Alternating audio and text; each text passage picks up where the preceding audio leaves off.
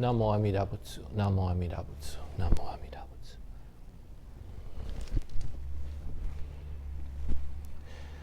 Well, welcome to our Kahului Hongwanji Buddhist Temple's weekly online YouTube Sunday service. It's so nice to have you with us today. Today's service is for October 24th, 2021. And we are observing our regular family service as well as our family gratitude remembrance. So we have just begun our service with the ringing of the Kansho bell, the temple bell, to call us to mindfulness, to listen to the Dharma, to reflect and listen to the Dharma. After these words, we will be chanting the Vandana Tisarana, praising the Buddha and the Buddha's enlightenment, and taking refuge in the Buddha, Dharma, and Sangha. After that, we will have the aspiration for our family gratitude remembrance, and then we will chant the Sutra 12 Homages, which is the English version of Junirai. After that, we will recite the Golden Chain of Love, and then I will share a Dharma message with you. Following the Dharma message, we will chant the loving kindness meditation, the Metta, and then sing the Nembutsu. And then I'll have some closing words for you and some announcements. So thank you very much for being here, and let's begin our service now by reciting the Nembutsu. Namo Amida Butsu, Namo Amida Butsu, Namo Amida Butsu. Namo Amida Butsu, Namo Amida Butsu, Namo Amida Butsu.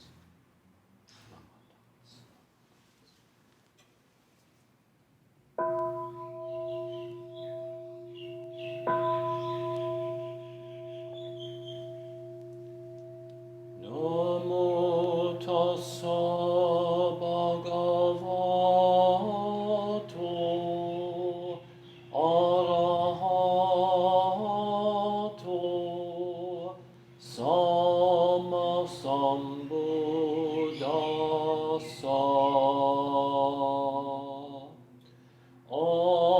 Homage to him, the exalted one, the enlightened one, the supremely awakened one. Bhutang saranang gacchami,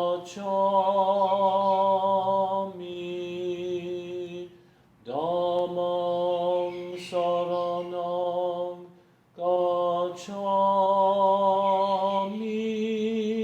sanghang saranang gacchami.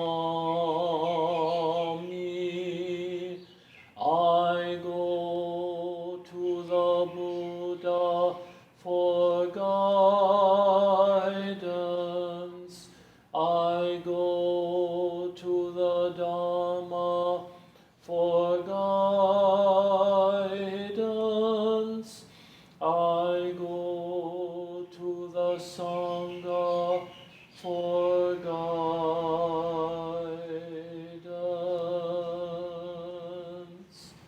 Namo Amida Butsu. Namo Amida Butsu.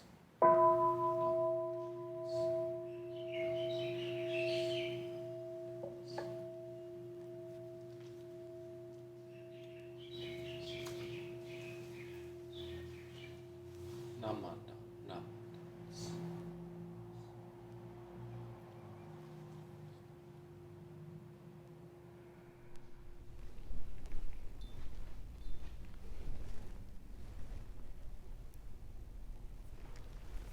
Namo Amida Butsu, Namo Amida Butsu, Namo Amida Butsu, Namo Amida Butsu.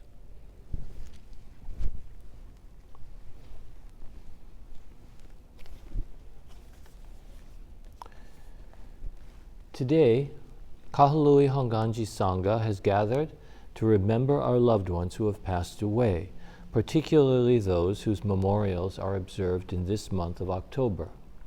In appreciation of them, let us reflect deeply on the transience, the uncertainty, and the impermanence of our existence, so that we may all awaken to realize the true significance of living.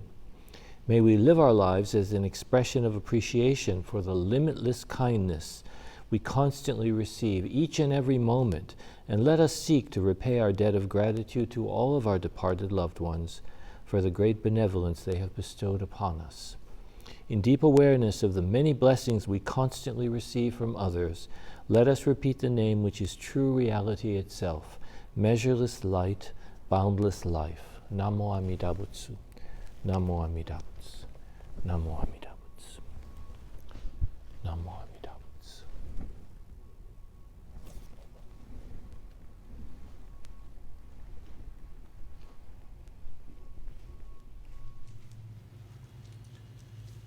Namo Amida Butsu.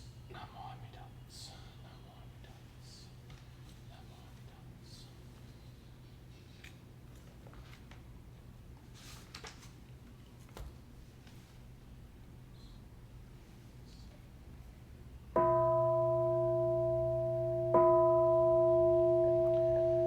Gods and men all bow in awe to Amida the revered, in Buddha's wondrous pure land. Bodhisattvas gather round, golden form like the mountain king, steadfast like the elephant's pace. Buddha's eyes like the blue lotus. Thus I bow to Amida. Buddha's form round like the moon, bright like thousand suns and moons. Buddha's voice like the nightingale. Thus I bow to Amida. Buddha's figure on Kanon's crown, adorned with wondrous features. Buddha subdues evilness. Thus I bow to Amida. Beyond compare, Amida's pure virtue shining clear like space. All benefit from Buddha. Thus I bow to Amida. Bodhisattvas all renown, Maras to praise Amida. Primal vow made for our sake. Thus I bow to Amida. Golden ponds where lotus bloom, towers a throne of goodness. Buddha lives like the mountain king. Thus I bow to Amida. Bodhisattvas come afar, attaining true happiness. They revere the Buddha's face. Thus I bow to Amida. All life changes like the dew. We have no permanent self. Buddha teaches this law to all. Thus I bow to Amida. No evil in the pure land, and no fear of evil paths. Faithful hearts honor Buddha. Thus I bow to Amida, saving us through many ways. No tempters, no evil friends. Birth leads to enlightenment. Thus I bow to Amida. Amida, thus I have praised virtues boundless like the sea. These virtues shared with others for birth into the pure land. Namam Dabu, Namam Dabu, Namam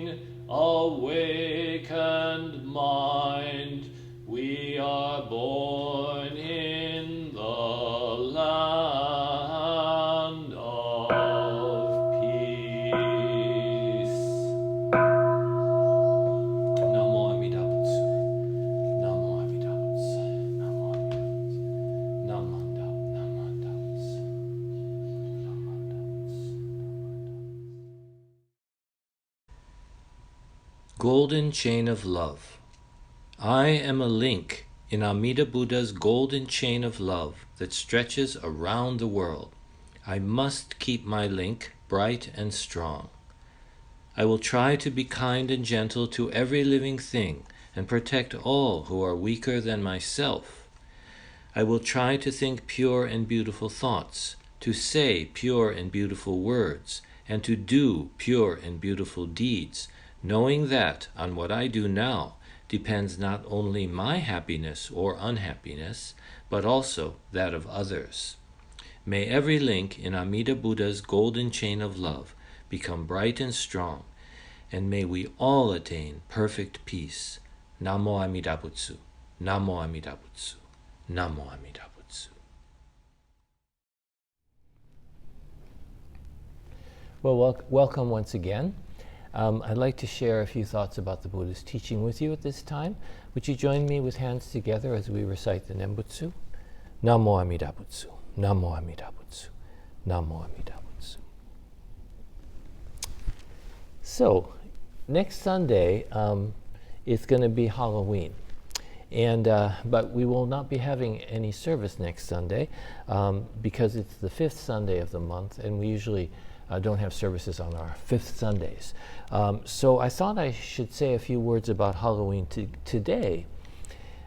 Actually, most years I share a Dharma message about Halloween, so I'd like to do that for you today.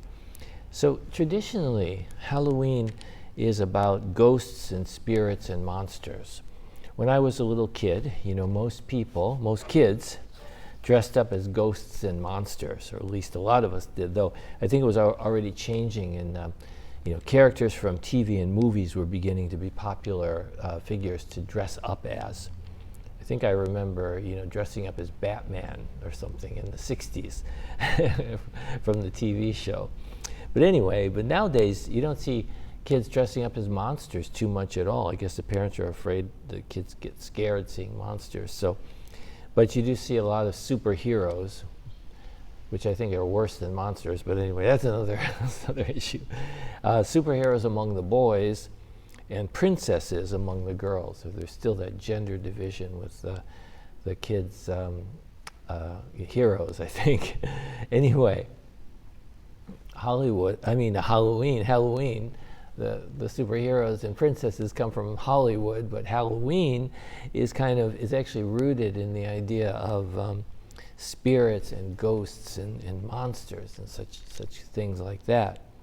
Now, I want to ask you: are you afraid of ghosts?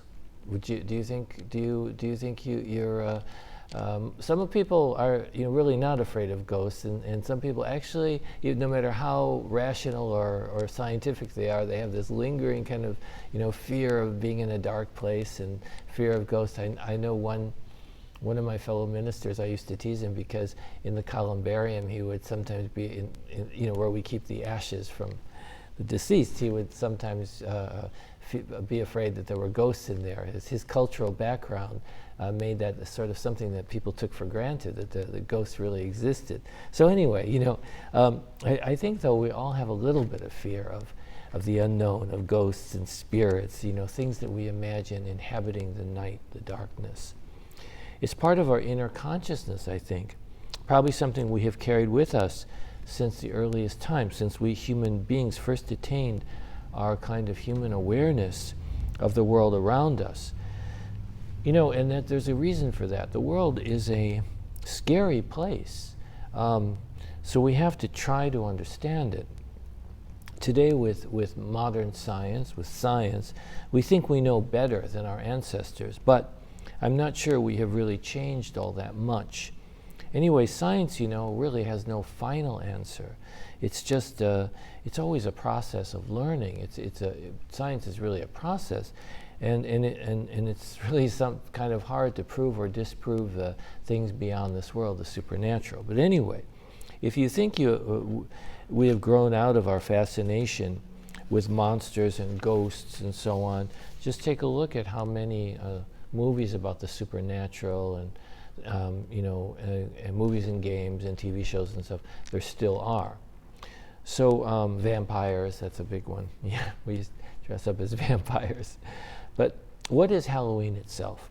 Well, Halloween originally developed in ancient Europe and may have come from a Celtic festival called something like So'an or So'in. And the name apparently meant summer's end. And it was a time to mark the end of the light half of the year and the onset of the dark half. So the Celts lived in a cold northern climate where the world became very dark and very harsh and frightening during the winter months. It was a time when there was little food as well, so it was hard to survive in the winter. So death was a real threat. It's not surprising then that they would celebrate a festival like this. These people, whoever they were, our ancient human ancestors, believed that at this time of year, the boundaries between this world of life and the other world, the world of darkness, winter, death, became very thin, and that spirits could pass back and forth between the wall that separates those two worlds. And so one of the things that they did was invite the spirits of their ancestors to come join this festival so that they, the living, could honor the spirits, the ancestors. You might notice that Halloween is similar to Obon in that sense. A time to honor those who have lived before, just as at Obon, many people believe that they are dancing with the spirits of their ancestors. So that, Obon is about honoring those who have gone before. And at the same time, in ancient European culture or observance of this Halloween, people wore masks and costumes excuse me, to fool the harmful spirits, because there's good spirits and bad spirits, they believed. And that remains part of Halloween today. The idea was that if I can dress like a ghost, then the real ghosts will think I'm one of them and leave me alone. So that is where the dressing up for Halloween may have come from. It's easy to understand why kids love Halloween, though. It's fun to dress up, right? It's fun to watch scary movies and pretend to be monsters. And it's fun to have parties and eat treats. And just as the Celts saw this time of year as the beginning of the dark half of the year, there is something in all of us that is interested in the dark side of ourselves, the side we normally keep very well hidden from others. In our dualistically thinking culture, we are usually taught to separate the dark from the light, to identify certain things as good and other things as bad. But as Buddhism teaches us, we do this at the risk of great self-delusion. Let me give you an example of this. Everybody in the world, all religions, and even totally non-religious people, usually extol what is called the Golden Rule. There are many forms of the Golden Rule, but the basic idea is, don't do unto others what you don't want done to you, to yourself. So I can be a good person, a person of light, if I just follow this Golden Rule, right? That's very simple. Just don't do unto others what you don't want them to do to you, and you'll be okay. Most people don't follow that even on a very basic level, but you might think that if you do that, then you're a good person. But it's not easy. I definitely don't want to I don't want anyone to kill or eat me. Definitely not. But I kill and eat plants and animals every day. Of course, I don't personally kill the animals. In this modern world, the consumer world, I authorize others to kill animals and plants for me by the act of purchasing food in stores and restaurants. I have to do that to live. And though I probably eat more than I should anyway, as most of us probably do. But anyway, I break the Golden Rule every single time I eat. There's no way around this, and we fool ourselves if we think otherwise. If I delude myself into thinking I'm a good person because I piously refrain from killing some beings, but not refrain from killing others, I can easily convince myself that I'm living in the light. that I have no dark side. In fact, we all do this. We all pretend we have no dark side.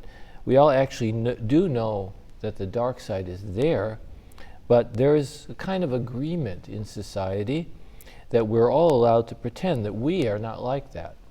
So maybe that's why we, especially kids, love monster movies. These movies allow us to externalize all those dark, angry, fierce, wild forces within us, and maybe even to experience some feelings of compassion and understanding for our own dark side and the dark side of others. When I was a little kid, I really loved those old Universal Pictures monster movies, such as Frankenstein with Boris Karloff, Dracula with Bela Lugosi, and The Mummy and The Wolfman, and all those movies like that. They were mostly made in the 1930s, and I think some in the 40s.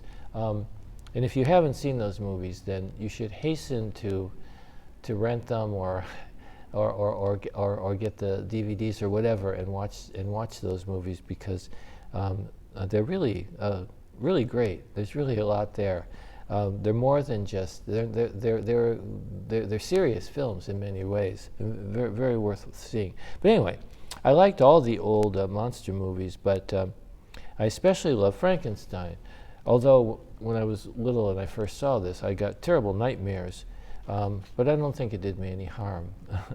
Actually, most kids like Frankenstein, or actually they like Frankenstein's monster, the creature, this nameless and helpless person who was created by, sewn together and brought to life by this very irresponsible scientist whose name is Dr. Frankenstein. Now, all the monster himself actually wants is to be loved, acknowledged, and accepted as he is. But due to his very unattractive appearance and his bad manners, he receives nothing but fear, hostility, and cruelty.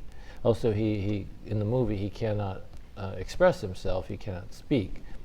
So every kid who watches those old Frankenstein movies, I think, sympathizes with that monster and understands quite naturally and instinctually where the monster's violent temper comes from.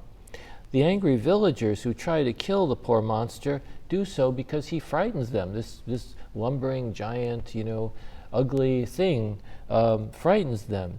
And so, having great fear, they have no compassion. When we have too much fear, we let go of our compassion. We put our compassion aside. So they have no compassion for that creature or any wish to understand him. They just want to destroy him. And that's what fear does to us. But perhaps what they truly fear deep inside, what they fear is the dark side of themselves, which this creature actually reminds them of. And they don't want to be reminded. We don't want to be reminded. They don't want to see themselves in the monster.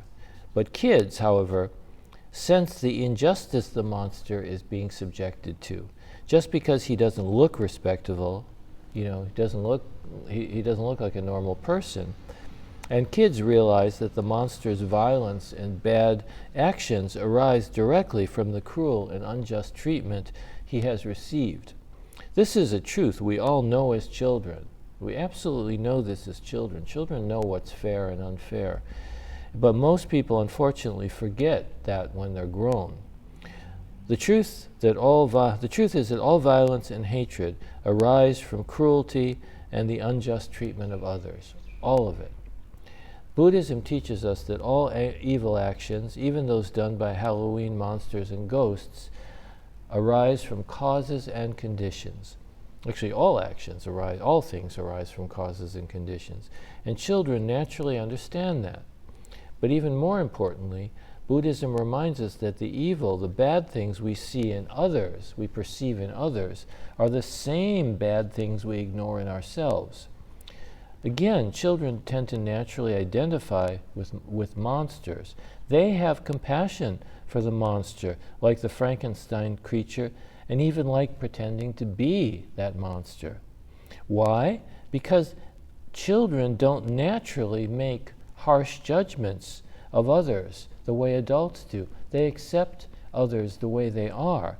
they have to be taught to make harsh judgments, to separate people apart, creatures apart from one another, to see bad in one and good in the other. They have to be taught that, like that song in South Pacific, I think it was, that says you have to be carefully taught about racial prejudice. So, you know, children can just accept themselves and their monster friends just as they are. But adults, you know, we make these harsh judgments. Oh, that guy, you know, we do that. And we see, it's not just in the story, you know. You see a kind of disreputable looking homeless person, the instinct is, well, we got to get that person off the property. We don't say, here's a fellow human being suffering like me, full of all the same human needs and wants and confusion and so on. No, we see that person has to be got rid of. Maybe we don't go after them with torches the way they do in the movies, the way they go after the monsters in the movies, but we have the same reaction. So we can learn a lot about Buddhism from monster movies and from Halloween. I don't know much about the scary movies today, to be honest. I presume that they have become much more violent than before, probably gratuitously, even obscenely violent, but they still, no doubt, present and externalize many of those inner, darker characteristics that we all possess.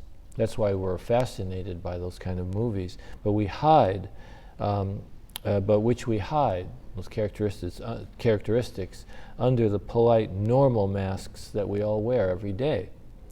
You see, most of us always wear masks. We don't show our true self. We don't show it to others, and we don't show it to ourselves. So Halloween expresses something about ourselves that we can learn from. We all possess that dark side, what Shinran called our blind passions, or bono. There is a little bit of monster inside all of us, and there is something else we really need to learn. This dark side needs to be acknowledged and accepted, or it will eventually do great harm to ourselves and to others. The Buddha taught that suffering comes from our attachments. Attachments mean that we think happiness is going to come from somewhere outside of ourselves. So when we try to be something we are not, live up to some false idea of good instead of really trying to understand and accept ourselves and others just as we are, our lives become full of stress, anxiety, anger, and resentment. When we neglect to accept others as they are, and that means also to care for others as they are, we intuitively understand that we are also rejecting ourselves, our own true self as well. And the fact is, nobody can be anything other than who he or she truly is. We can't do it alone either. We need to be accepted by others, and others need to be accepted by us. We need to take care of each other. The darkness and the light within us are really no different when we feel loved, encouraged, and accepted. But when we feel accepted, we naturally act with kindness and understanding. The darkness is transformed into light. The darkness is transformed into light. That's important. When we feel accepted and loved, the darkness within ourselves is transformed into light. The Frankenstein monster had a really hard time with this. He wanted to be loved. He wanted to be accepted. He wanted to love others. But he was so despised and reviled, so feared and hated that he couldn't help but act out his frustrations and anger. Children understand this. That's why children love Halloween. It's something we all need to learn, though, especially today with a world so full of intolerance and harsh judgments toward others, so full of violence, especially in the world of religion and ethnicity, of course, and politics. Today we also have taken the time to remember our loved ones, family members and friends who have passed away through our family gratitude remembrance. At Halloween time, just as at Obon, people used to believe that the ghosts and spirits of departed loved ones come back to this world. As Buddhists, we don't discount such beliefs. They cannot be verified either way. But for us, what is most important is not that there is a spirit or a ghost here, but that it is the true spirit of our loved ones, our memories of them, what they taught us, how they made our life possible through their living. That's what remains. That is what is present here and now. As we remember our loved ones today, let's honor them in the same way that we honor them at Obon, or that people used to honor their ancestors at Halloween time. Let's honor and celebrate their lives by truly living our life now fully. Just whatever the circumstances are, live a truly full and human life, accepting ourselves and one another just as we are, light and dark, good and bad, and really appreciating this rare, precious, and unrepeatable life that we are so fortunate to be living. So thank you very much for listening, and let us put our hands together and recite the Nembutsu. Namo Amida Butsu. Namo Amida Butsu. Namo Amida Butsu.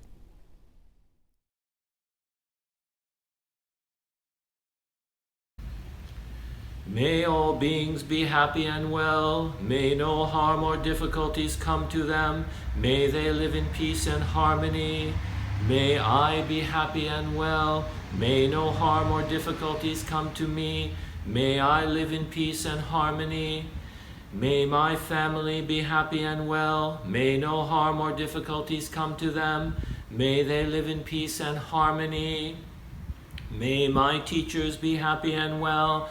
May no harm or difficulties come to them. May they live in peace and harmony.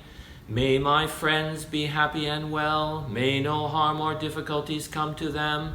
May they live in peace and harmony. May strangers be happy and well. May no harm or difficulties come to them. May they live in peace and harmony. May my enemies be happy and well. May no harm or difficulties come to them. May they live in peace and harmony. May all beings be happy and well. May no harm or difficulties come to them. May they live in peace and harmony. Namo Amida Butsu. Namo Amida Butsu. Namo Amida Butsu. Namo Amida Butsu.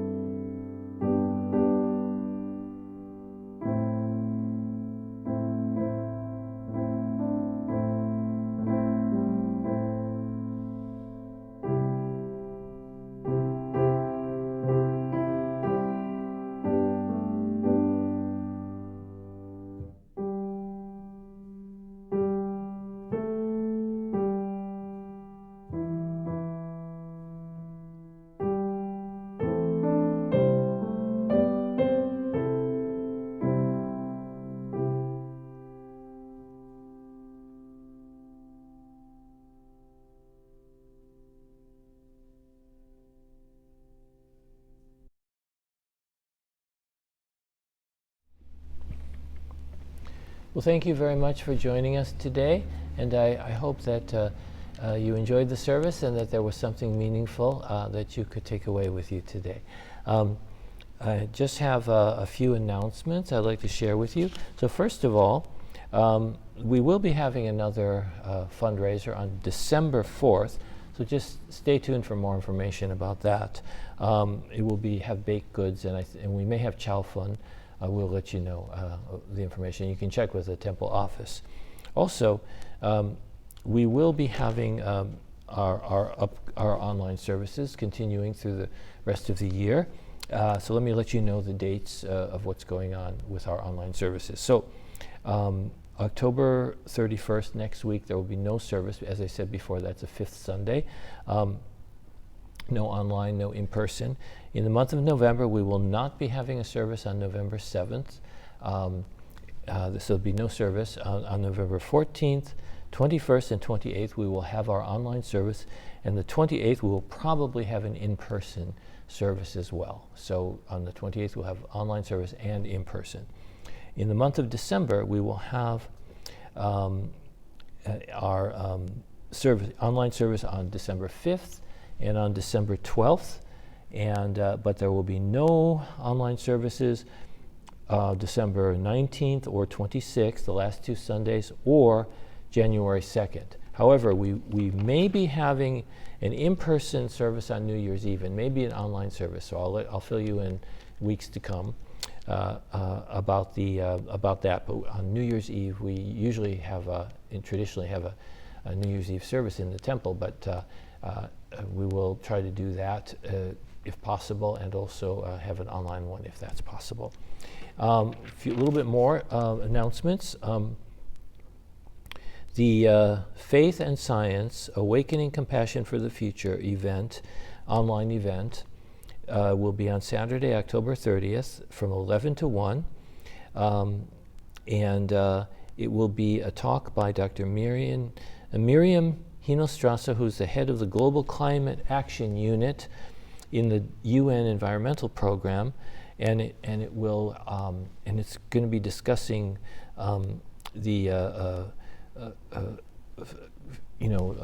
power.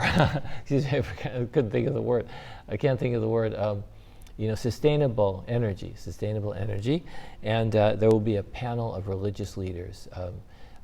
Will also be chiming in with thoughts and ideas about that, and so that will be online Saturday, October 30th, and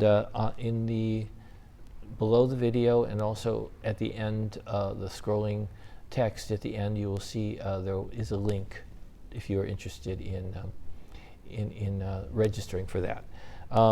So for the Maui Nembutsu seminar coming up November 13th and 14th, we will have, that will be both in person and online. And so that if you're interested in that, please contact Kahului Hongwanji Mission here in Maui. So just you can look that up, and if you want to register for that, for the online, you can do that. Okay, so I think that's all the announcements today. You can check the scrolling text afterwards at the end of the video to have the same information again. So thank you so much, and let's put our hands together now and recite the Nembutsu to complete our service. Namo Amida Butsu. Namo Amida Butsu. Namo Amida Butsu.